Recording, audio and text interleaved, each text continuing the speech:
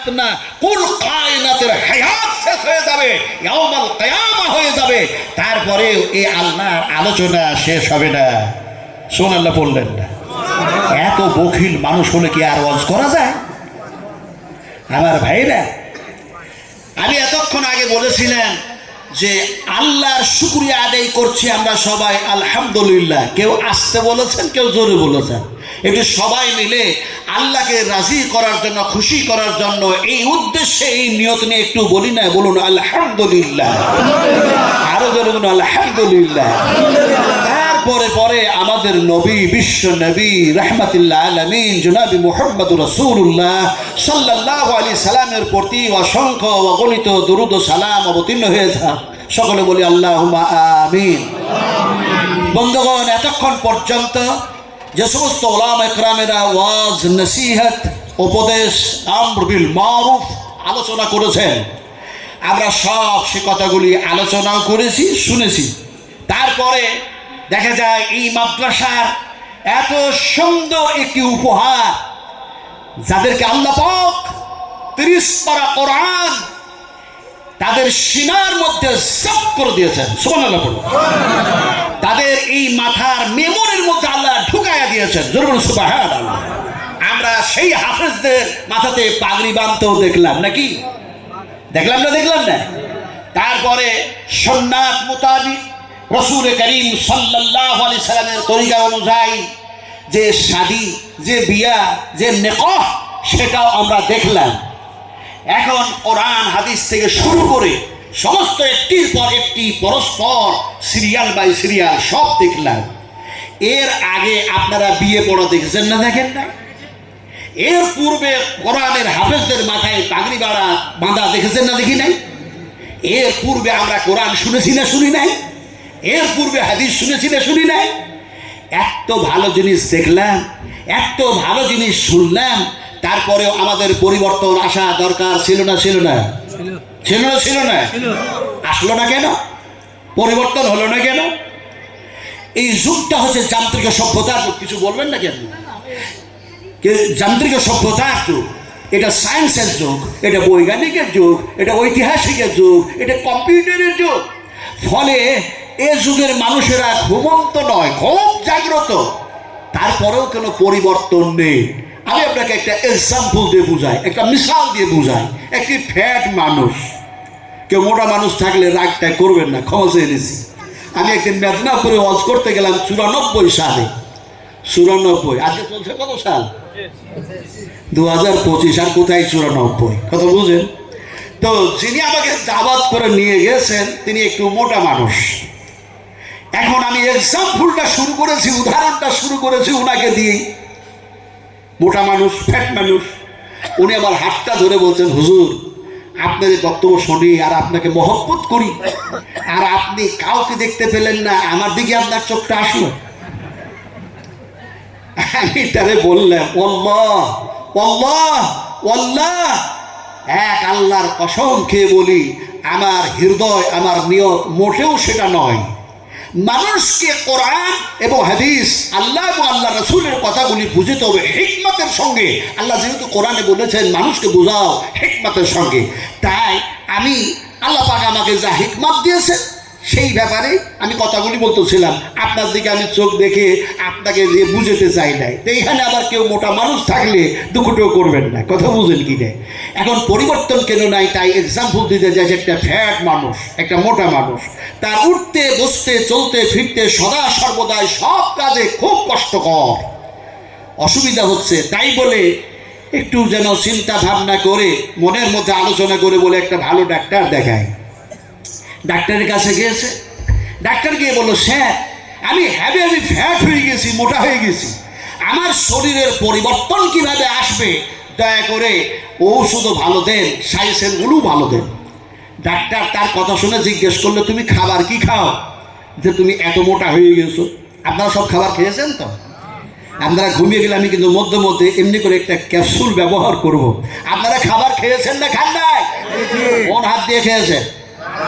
ভালো করে বলুন, সত্য কথা বলুন। কোন হাত দিয়ে খেয়েছেন? ডান হাত দিয়ে খেয়েছেন? একদম খাঁটি কথা। আল্লাহ বলছেন ডান হাত দিয়ে খাও নাই, তোমরা নিজেরাও খাও নাই। যদি তোমরা ডান হাত দিয়ে খেয়ে থাকো আর আমি আল্লাহ যদি তোমাদের ওই ডান হাতটারে প্যারালাইসিস করে দিই, তাহলে কোন হাত দিয়ে খাবে বান্দা? আমারে জবাব দাও। সব দাবি করেছেন ডান হাত দিয়ে খেয়েছি, আর আল্লাহ দাবি হচ্ছে ওই হাতটার আমি প্যারালাইসিস করে দিলাম, এবার খাবে কোন হাত দিয়ে? চ্যালেঞ্জ করবেন বাম হাত দিয়ে খাবো, বাম হাতটারও প্যারালাইসিস করে দিলাম, খাবে কোনটা দিয়ে? বলে স্ত্রী খাওয়াবে, বউ খাওয়াবে, বৌমা খাওয়াবে, ছেলে খাওয়াবে, প্রতিবেশী খাওয়াবে, এমএলএমপি খাওয়াবে, ইত্যাদি ইত্যাদি। আল্লাহ বলছেন গোটা পৃথিবীর সমস্ত মানুষগুলোকে পঙ্গ করে দিলাম। বলো এবার কে খাওয়াবে? ডান হাত খাওয়াবে? বলুন কে খাওয়াবে?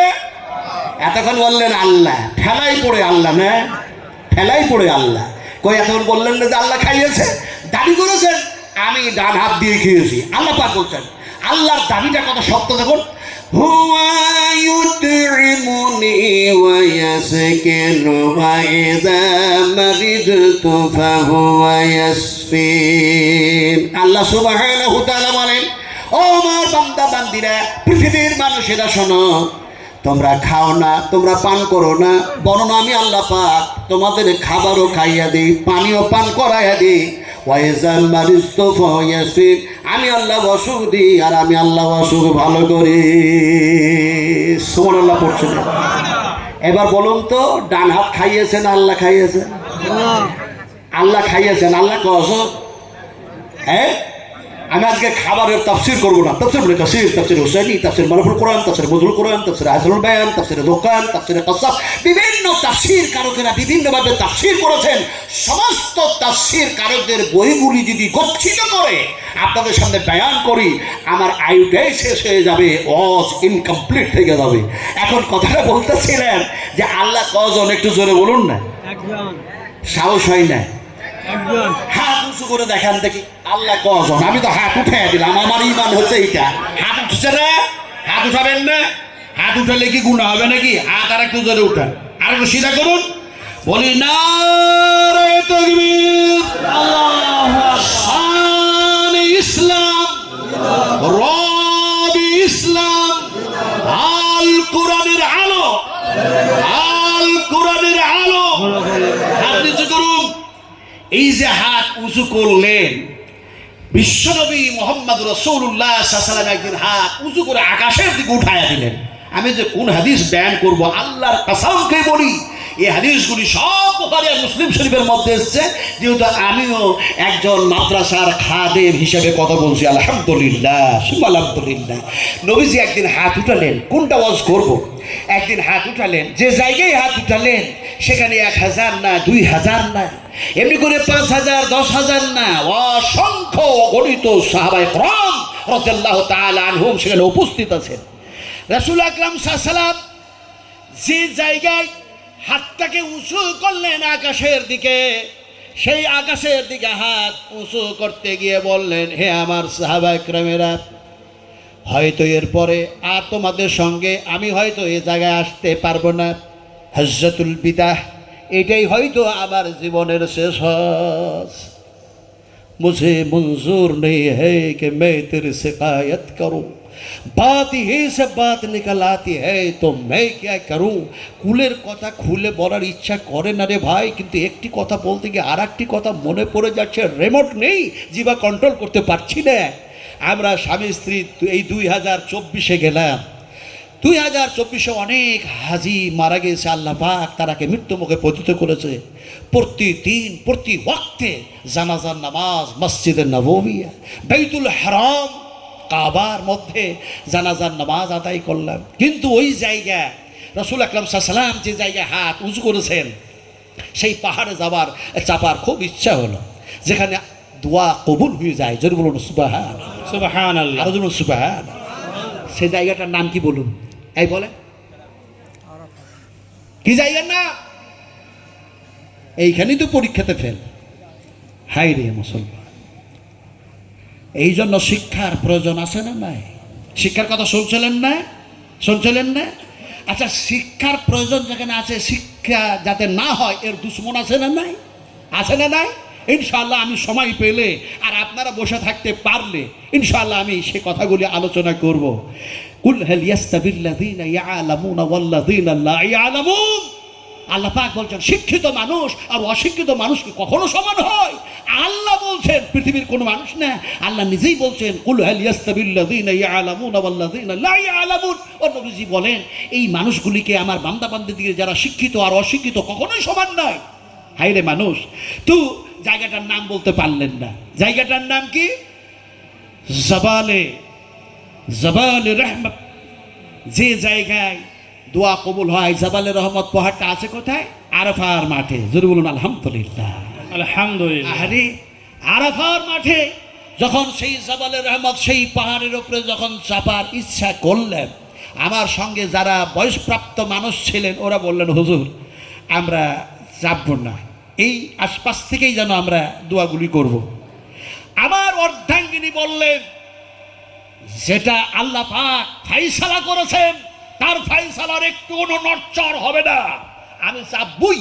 রাসূল আকরাম সাল্লাল্লাহু আলাইহি ওয়াসাল্লামের যেখানে পা পড়েছে সেই জায়গায় যদি আমারও পাটা পড়ে তাহলে নবীজি বলেছেন সেই ছোঁয়া পায়ে সেই পাটাকে আল্লাহর জাহান্নামে তো পুড়াবেন না।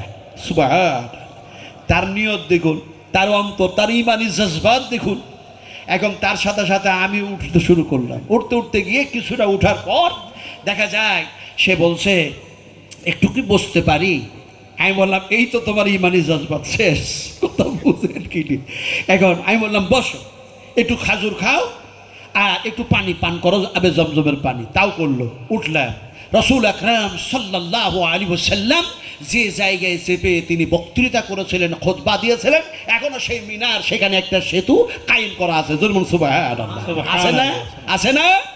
সেই জায়গায় যখন উঠলাম, এই ইমানটা যা দুর্বল ছিল নবীজির হাদিস মোতাবেক আরো ইমান যেন মজবুত হয়ে গেল। নবীজি বলেছেন যারা আমার মদিনায় আসে দুর্বল ইমান নিয়ে আসে, আর যখন আমার কাছ থেকে এই মদিনা থেকে ফিরে যায় ইমান যা দুর্বল ছিল সেটাও যেন সবল হয়ে আরো পাকাপোক্ত হয়ে ফিরে যায়। উঠলাম। সেইখানে উঠার পর কোন জায়গায় হযরত ওমরের পাটা পড়েছে, হযরত আবু বকর সিদ্দিকের পা পড়েছে, হযরত উসমান গনির পা পড়েছে, হযরত আলী কাররামুল্লাহ ওয়াজহু কোন দিকে ছিল, নবীজির পাগুলি কোন কোন জায়গায় পড়লো, মনের মধ্যে এটা সেটা যেন না আসতেছে, চোখ দিয়ে যেন পানি ঝরতেছে। এমন সময় হাদিস যেন মনে পড়ে গেল, এই জায়গায় থেকে তো নবী বলেছিলেন, হাত উঁচু করেছিলেন আর বলেছিলেন ও আমার সাহাবায়ে কেরামেরা বলো আল্লাহ রাব্বুল আলামিন যা আমারে দায়িত্ব দিয়েছেন সেই দায়িত্ব আমি বহন করেছি, তোমাদের কাছে পৌঁছে দিয়েছি না দিই নাই?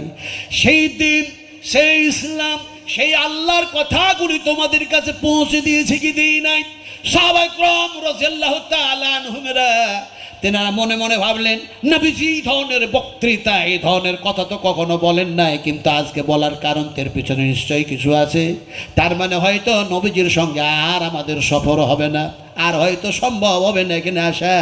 সাহাবা একরামেরা এক বাক বললেন ইয়া রাসূলুল্লাহ আমরা সাক্ষী দিতেছি, আমরা সাক্ষী দিতেছি, গওয়া দিতেছি ইয়া রাসূলুল্লাহ আল্লাহ পাকের সমস্ত কথাগুলি দিনটা আপনি আমাদের কাছে সম্পূর্ণ পৌঁছে দিয়েছেন। এই কথা সাহাবীরা যেমনই সাক্ষী দিয়ে দিলেন, সঙ্গে সঙ্গে আল্লাহ সুবহানাহু তাআলা রাসূল যেন হাত উঁচু করলেন আকাশের দিকে, আর হাতে আকাশের দিকে উঁচু করে বললেন ইয়া রব্বি ইয়া রব্বি ইয়া রব্বি ইয়া রব্বি। আয় আল্লাহ তুমি আমারে নবুয়াত দিয়েছো, কোরআন দান করেছো, রাহমাতাল লিল আলামিন বানিয়েছো, আর দেখা যায় যে দায়িত্ব দিয়েছো সেই দায়িত্ব যেন বহন করেছি। তোমার বান্দারা আমার সাহাবীরা সাক্ষী দিয়ে দিল, আল্লাহ আপনিও দয়া করে সাক্ষী থাকুন। বিশ্ব নবীজি এই কথা বলে হাত নিচু করতে নাই, আয়াত নাযিল হয়ে গেল আল-ইয়াউমা আকমালতু লাকুম দীনাকুম ওয়া আতমামতু আলাইকুম নি'মাতি রাযীতু লাকুমুল ইসলাম দীনা। ও নবী, হে আমার রাসূল, আমি আল্লাহ পাক সমস্ত নিয়ামত দিয়ে পরিপূর্ণ করে দিলাম আর আমি রাজি আর খুশি হয়ে গেলাম। ধরে বলুন সুবহানাল্লাহ। সেই যে হাত আল্লাহ রাসূল উঠিয়েছিলেন, আমরা আজকে হাত উঁচু করেছি। আল্লাহ কজন? আর একবার হাত উঁচু করে দেখেন, নবীর সুন্নাত আদায় হয়ে যাবে। আর একটু হাত উঁচু করি, বলি নারায়ে তাকবীর, আল্লাহু শান ইসলাম, রব ইসলাম। সুন্নাত আদায় করলাম। আরে আল্লাহ হচ্ছে একজন, আমি সেই ব্যাপারে আজকে আলোচনা নেই বা করলাম। আলোচনা কি করছিলাম আপনাদের মনে আছে? আকমান মনে আছে? সেই ফ্যাট মানুষটা গেছে কোথায়? ডাক্তারের কাছে। ডাক্তার জিজ্ঞেস করলেন, এত যে মোটা হয়েছো, খাবার কি খাও? মোটা মানুষটা বলছে, স্যার সকালবেলা হলেই আমি 8টা রুটি খাই। ডাক্তার বলল, সর্বনাশ, এর মতো পেটু মানুষ তো আর কেউ হয় না। নবীজি খাবার খান, আল্লাহ রসুল খাবার খেয়েছেন, প্রয়োজনে খিদা যদি পেয়েছে আর যদি খেজুর থেকেছে তাহলে দেখা যায় একটি খেলেন, আর একটু যদি খিদা বেশি আর যদি আছে তাহলে রসুল যেন 3টি খেলেন, যেন বিজোর খেলেন। আর এই খেয়েছে কটা? আমরা তো ওরকম খাবার খাই না। খাবার খাওয়ার পরে দোয়া কি? দোয়া শুরু করবেন কি দিয়ে? ইত্যাদি। আমি সেই চ্যাপ্টারে যদি আলোচনা করি তাহলে শুভ সাধকের ওয়াক্ত হয়ে যাবে। আজকে আমি সে কথা বলবো না, ইনশাআল্লাহ আগামীতে আল্লাহ পাক যদি আবারও কখনো কোনো জায়গায় নিয়ে আসে কোরআনের তাফসীর হবে ইনশাআল্লাহ। বলুন ইনশাআল্লাহ। এই তো ইনশাআল্লাহ একটু জোরে বললেন না, আরো জোরে বলুন ইনশাআল্লাহ। ইনশাআল্লাহ কি জিনিস বলেন? কি জিনিস? এই তো বুঝি না। ইনশাআল্লাহ যেমনে পড়লেন তেমনি কোরআন তেলাওয়াত করা হয়ে গেল। ইনশাআল্লাহু মিনাস সাবিরিন ফালাম্মা আসলামা ওয়া তাল্লাহু লিল জাবিন। সুবহানাল্লাহ। হায় রে মানুষ, কোথায় পড়ে আছে? শুধু কোরআন কোরআন কোরআন, কোরআন বুঝি না, কোরআন কোরআন বুঝি না। হায় রে মানুষ, শোনো, এখন দেখা যায় সেই মানুষটা 8টা রুটি খেয়েছে। ডাক্তার বলছেন দুপুরবেলা তো হতে অনেক দেরি, তাহলে দুপুরবেলায় কটা খাও? বলছে 8টা খায়। বলে রাত হলে কটা খাও? বলছে 8টা খায়। আপনারা সব জ্ঞানী মানুষ, বুদ্ধিজীবী, শিক্ষিত মানুষ, হিসাব করে বলুন তো 3 8 রুটি খেলো কয়টা? 24টা। হ্যাঁ, 24। 24টা রুটি খেয়েছে। এখন ডাক্তার বলল, দেখো বাবা, ঔষধ তো দিচ্ছি, তবে প্রথম সাজেশন হচ্ছে খাবারের অঙ্কটা কমায় দাও। স্যার তাহলে কমাবো কতটা আর খাবো কতটা? তাহলে আমার শরীরে পরিবর্তন আসবে। তো ডাক্তারকে যখন জিজ্ঞেস করলো এই কথা, ডাক্তার বলল, ওই 24টা রুটির মধ্যে 12টা খাও আর 12টা রুটি বাদ দাও। শুধু 12টা রুটি খাই, তারপরও শরীরের পরিবর্তন নাই, যেমনকার তেমনই ফ্যাট হয়ে থেকে গেছে। কত বুঝেন কিনা? দ্বিতীয়বার আবার ডাক্তারের কাছে গিয়েছে, গিয়ে বলল, স্যার আপনি ওষুধ দিয়েছেন তাতেও কাজ হলো না, আপনি যা বলেছেন সেই প্রসেস মানতেছি, তারপরেও কিছু পরিবর্তন আসছে না। ডাক্তার বলছে, খাচ্ছ কয়টা? বলে 12টা খাচ্ছি। এখন ডাক্তার বললেন, ওই 12টা থেকে আরও 6টা রুটি কমিয়ে দাও, শুধু 6টা খাও। এখন শুধু 6টা রুটি খায়, তারপরে পরিবর্তন নাই। তৃতীয় দফাতে অনয় বিনয় করে আজিজি ইনকেসারির সঙ্গে ডাক্তারকে গিয়ে বলল, স্যার একটু ভালো সাজেশন দেন, ভালো ঔষধ দেন, কোনো কিচ্ছু হচ্ছে না। ডাক্তার শেষ পর্যন্ত বললেন, খাচ্ছ কয়টা? বলে আপনার কথা মোতাবেক 6টা রুটি খাচ্ছি, তার বেশিও খাই না আর তার চাইতে কমও খাই না। এখন ডাক্তার বললেন, তুমি সত্য কথা বলছো তো? বলে একেবারে 100% সত্য কথা বলছি, 6টার বেশি রুটি খাই না। ডাক্তার বলছেন, সত্য কথা বলতে তোমাকে জিজ্ঞেস করছি যে তুমি 6টা রুটির সংখ্যা 6টা খাচ্ছ, তুমি এমনি করে রুটির সংখ্যাটা কমিয়েছো না আটার সংখ্যা কমিয়েছো? কোনটা করেছ?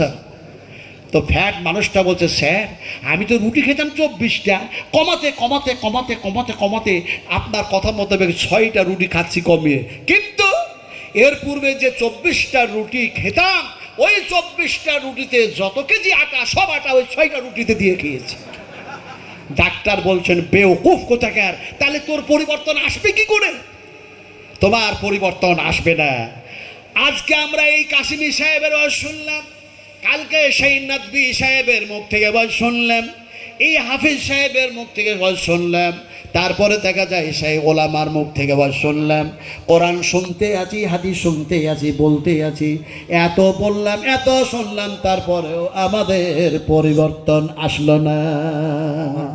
আসতো পরিবর্তন যদি হযরত ওমর, হযরত আবু বকর, হযরত উসমান গনি, হযরত আবু দারদা, হযরত আবু হুরায়রা, হযরত আবু তালহা, হযরত আবু দারদা, এমনি করে খালিদ বিন ওয়ালিদ ইত্যাদি ইত্যাদি এই সাহাবায়ে কেরাম রাদিয়াল্লাহু তাআলা আনহুদের মতো কোরআন শোনার পরে যদি আমাদের জীবনের জিন্দেগিগুলি সব কোরআনের আলো দিয়ে যদি পরিবর্তন করতাম, দুনিয়াতেও লাভবান হতাম, আখিরাতেও লাভবান হয়ে যেতাম। বলুন ইনশাআল্লাহ। আসুন, পৃথিবীর মানুষগুলি পরিবর্তন কিভাবে হবে, যার জন্য আল্লাহ পাক কোরআন নাজিল করলেন। এই কোরআন হচ্ছে সর্বশ্রেষ্ঠ কিতাব। যেরকম সুবহানাল্লাহ। পৃথিবীর মানুষ শুধু মুসলমান নয়, শুধু এমনি করে মুমিন নয়। আল্লাহ পাক যেন বলেন এই কোরআন আমি আল্লাহ নাজিল যেন করলাম শুধু এমনি করে মুমিনদের জন্য নয়, শুধু মুসলমানদের জন্য নয়, শুধু নবী ওলিয়া আউলিয়াদের জন্য নয়। এই কোরআন নাজিল করেছি বিশ্ব মানবের কল্যাণের জন্য। হুদাল লিন্নাস। এই কোরআন দিয়ে পৃথিবীর মানুষগুলি সব যাতে সঠিক পথ, সোজা পথ, আল্লাহর পথ, রসুলের তরিকায় খুঁজে পায়, যার জন্য কোরআন আমি নাজিল করলাম। কোরআন দিয়েই মানুষের পরিবর্তন আসবে। এখন দেখা যায় একজন যেন দেখা যায় বিশাল বড় একটা ইয়াতীম ছেলে, আমি নামটা পরে বলবো, ঘটনাটা শোনো। একজন ইয়াতীম ছেলে যার আব্বা নাই। আহারে, ইনি ছোট শিশু বাচ্চা, কিন্তু তার মা হচ্ছে কোরআনের হাফেজা। জুরুল আলহামদুলিল্লাহ। মা সন্তানকে নিয়ে যেন ওই মসজিদের ইমাম সাহেবের কাছে গেছে। যাওয়ার পরে বলল, আমার এই শিশু সন্তানকে আপনি কোরআনের শিক্ষা দেন, ইসলামের শিক্ষা দিন, দ্বীনের শিক্ষা দেন, তাওহীদের শিক্ষা দিন, রিসালাতের শিক্ষা দিন, আখিরাতের শিক্ষা দিন। কোরআনের হাফেজ যাতে হতে পারে, আমি মা দোয়া করবো আল্লাহর কাছে, আর আপনি তাকে কোরআনের